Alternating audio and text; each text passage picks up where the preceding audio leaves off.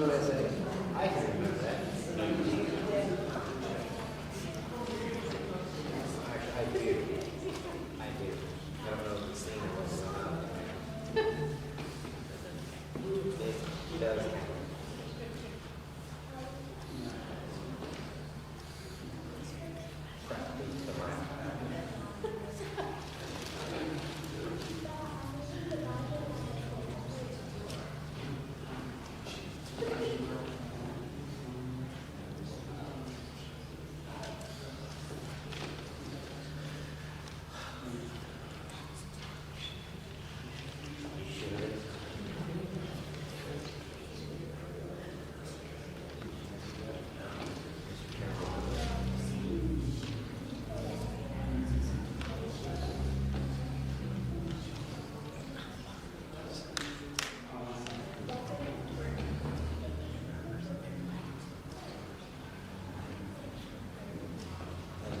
I don't know.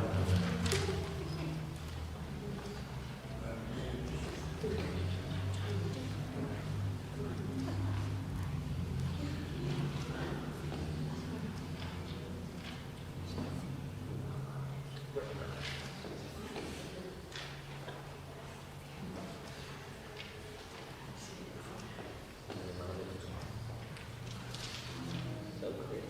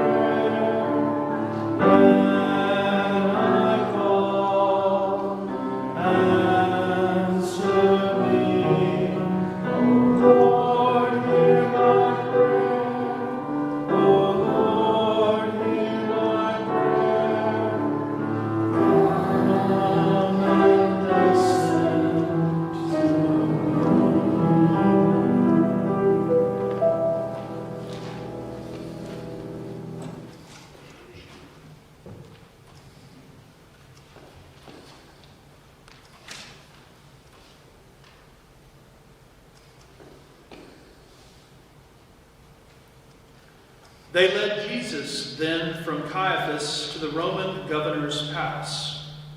It was early morning. They themselves didn't enter the palace because they didn't want to be disqualified from eating the Passover. So Pilate came out to them and spoke. "What charge do you bring against this man?" They said, "If he hadn't been doing something evil, do you think we'd be here bothering you?"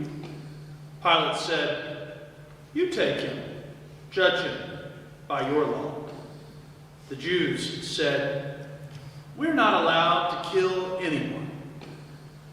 Pilate went back into the palace and called for Jesus. He said, "Are you the king of the Jews?" Jesus answered, "Are you saying this on your own, or did others tell you this about me?" Pilate said, "Do I look like a Jew? Your people and your high priest turned you over to me. What did you do?" "My kingdom," said Jesus, "doesn't consist of what you see around you. If it did, my followers would fight so that I wouldn't be handed over to the Jews.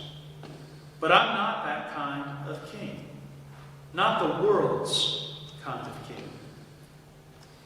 Then Pilate said, "So, are you a king or not?" Jesus answered, "You tell me, because I am king. I was born and entered the world so that I could witness to the truth.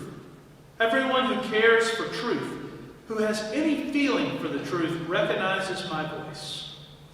Pilate said, "What is truth?" Then he went back out to the Jews and told them, I find nothing wrong with this man. It's your custom that I pardon one prisoner at Passover.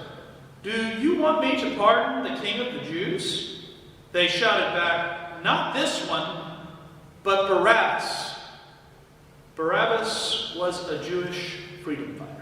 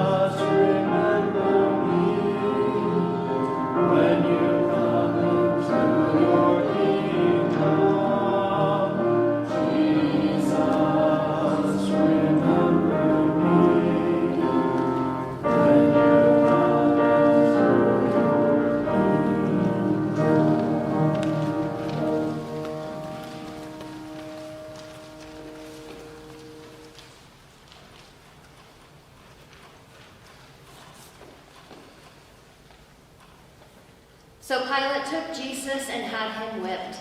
The soldiers, having braided a crown from thorns, set it on his head, threw a purple robe over him, and approached him with, "Hail, King of the Jews!"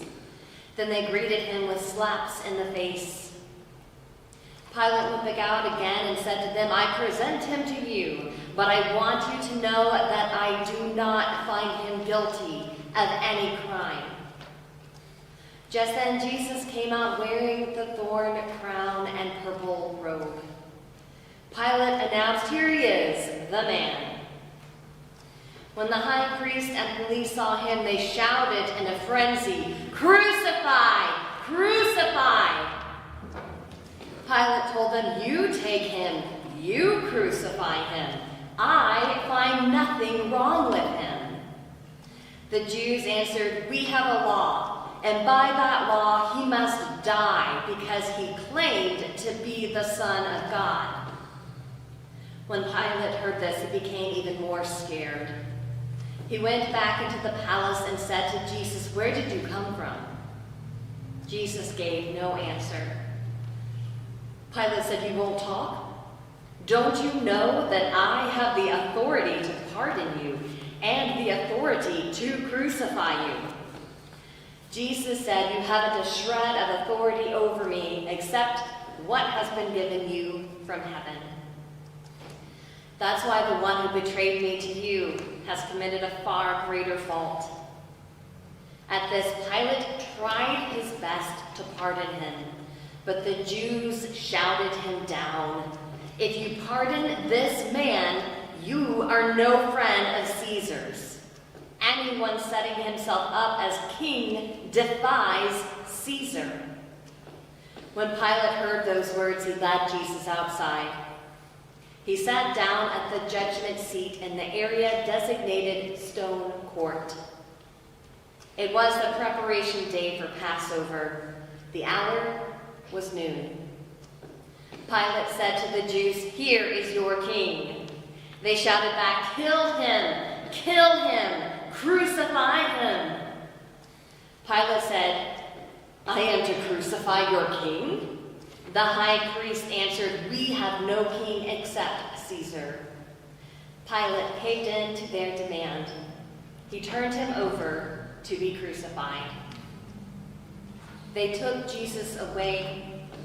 Carrying his cross, Jesus went out to the place called Skull Hill, where they crucified him, and with him 2 others, one on each side, Jesus in the middle. Pilate wrote a sign and had it placed on the cross. It read, "Jesus the Nazarene, the King of the Jews." Many of the Jews read the sign because the place where Jesus was crucified was right next to the city. It was written in Hebrew, Latin, and Greek. The Jewish high priest objected. They said to Pilate, "Don't write the King of the Jews, make it, 'This man said, I am the King of the Jews.'" Pilate said, "What I've written, I've written." While the soldiers were looking after themselves, Jesus' mother, his aunt, Mary, the wife of Clopas, and Mary Magdalene stood at the foot of the cross. Jesus saw his mother and the disciple he loved standing near her. He said to his mother, "Woman, here is your son." Then to the disciple, "Here is your mother." From that moment, the disciple accepted her as his own mother.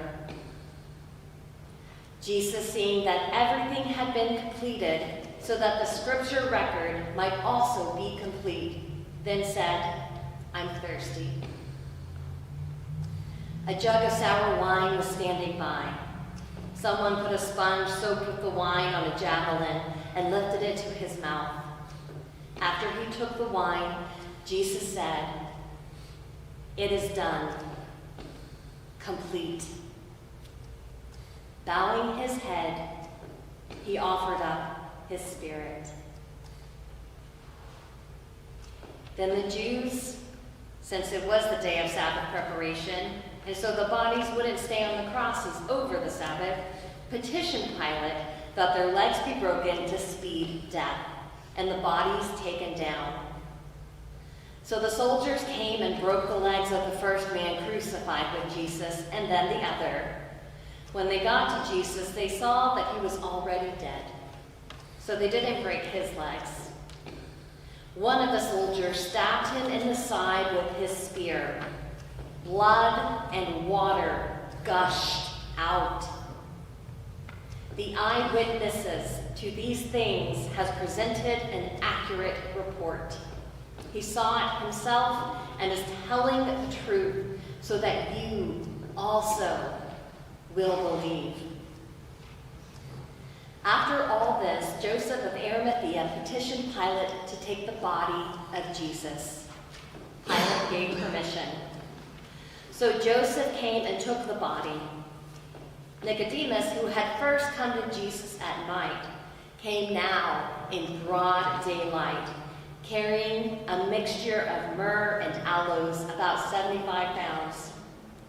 They took Jesus' body and, following the Jewish burial custom, wrapped it in linen with the spices. There was a garden near the place he was crucified, and in the garden, a new tomb in which no one had yet been placed. So because it was Sabbath preparation for the Jews, and the tomb was convenient, They placed Jesus in it.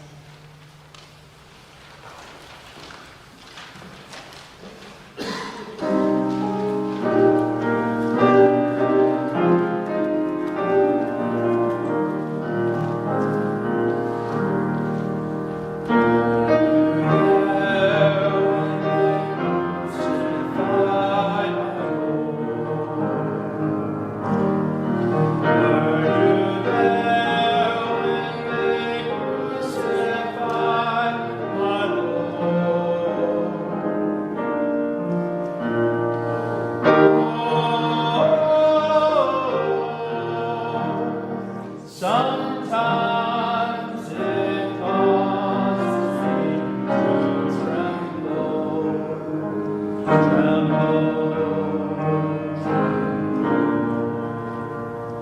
Were you there when they crucified my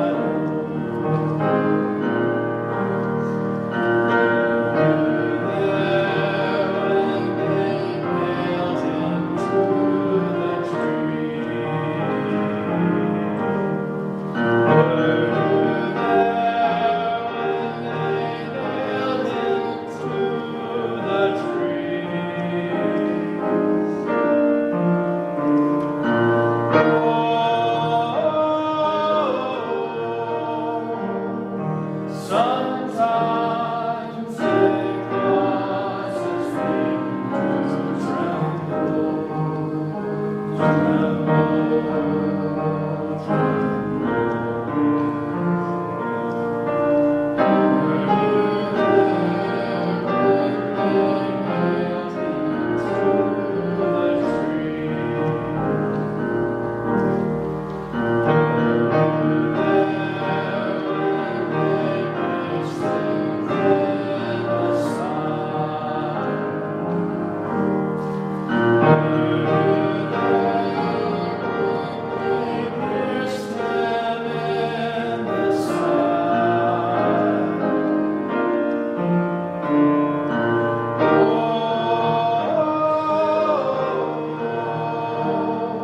Sometimes it causes me to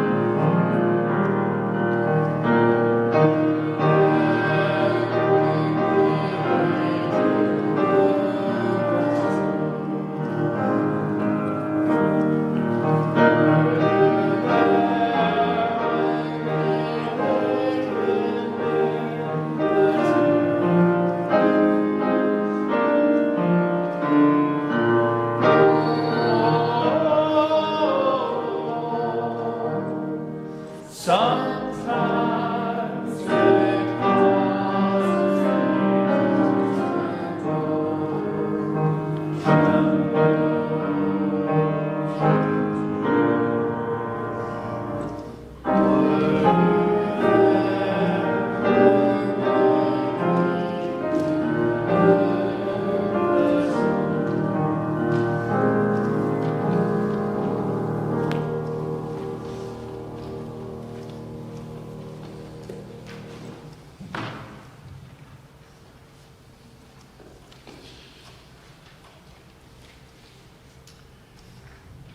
In the movie Walk the Line, which is about the life of Johnny Cash and the relationship of Johnny Cash and June Carter, there's a scene where there's a tractor that is stuck down by the lake of Johnny Cash's house. And his father gives him a hard time about it, saying, "You've got a fancy tractor, and there it is, stuck down by the lake."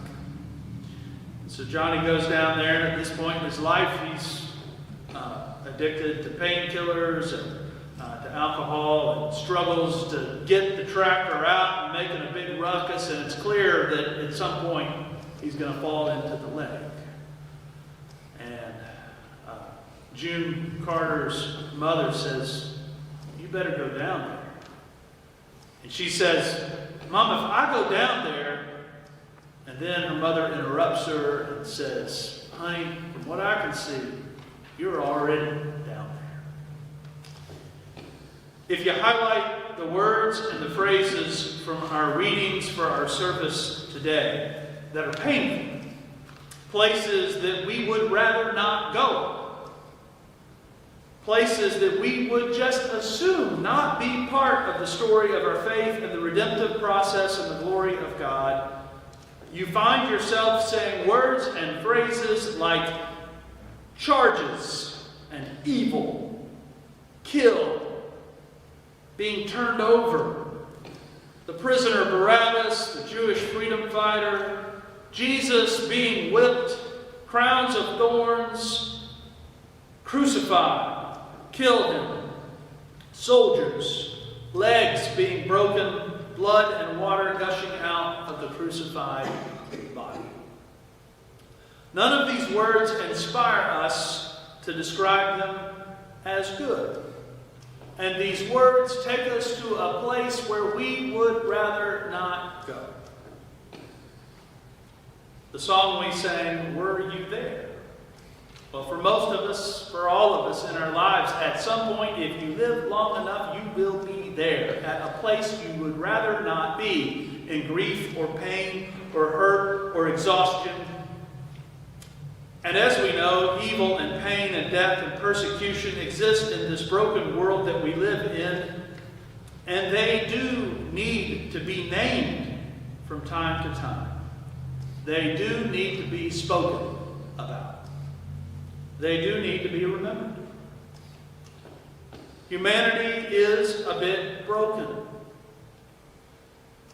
While visiting a member at my parish in Brunswick, Georgia, whose name was Walter Bradham, who had served in World War II, and as he was beginning to contemplate his mortality, and he knew that his time to die was close, he talked to me about being on one of the soldiers during World War II who helped liberate the Holocaust camp at Dachau. He looked me right in the eyes, and it was bone-chilling. And he said, "Pastor, I was there when we entered the camps, and I saw it. And for anyone to deny it and say it didn't happen or have anything positive to say about millions of human beings being killed and tortured is wrong, and we should not ever forget that happened."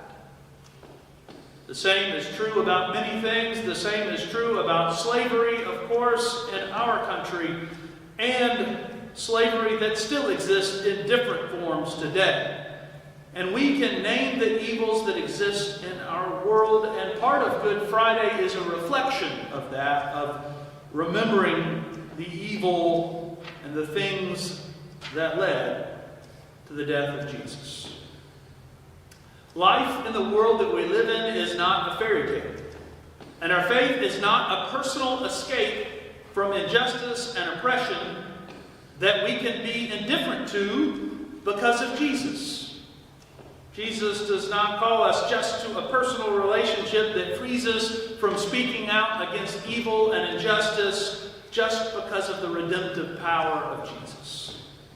Nor do I really think we can totally gloss over the pain and evil and suffering of this world and humanity and just simply say that God uses all things for good.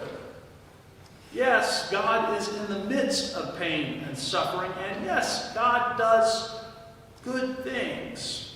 But God does not cause these things necessarily to happen as to produce a result. They exist because of our choices as humans, our decisions, our actions, and inactions.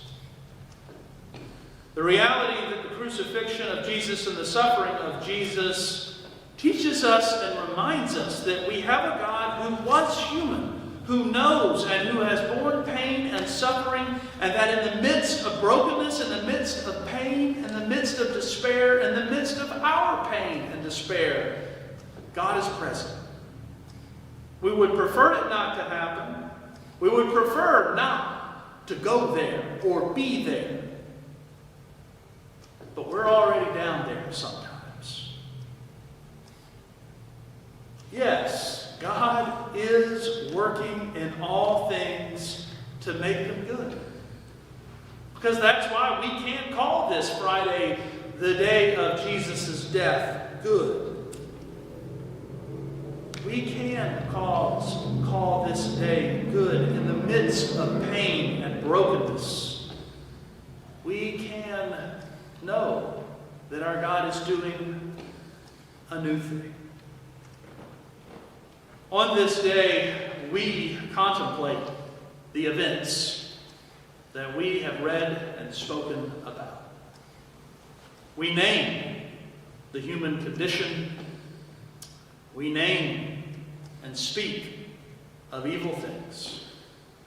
But we also name the good in Jesus and the good of this day, and of the redemptive and life-giving, transforming, powerful actions of a God whose love knows no limits.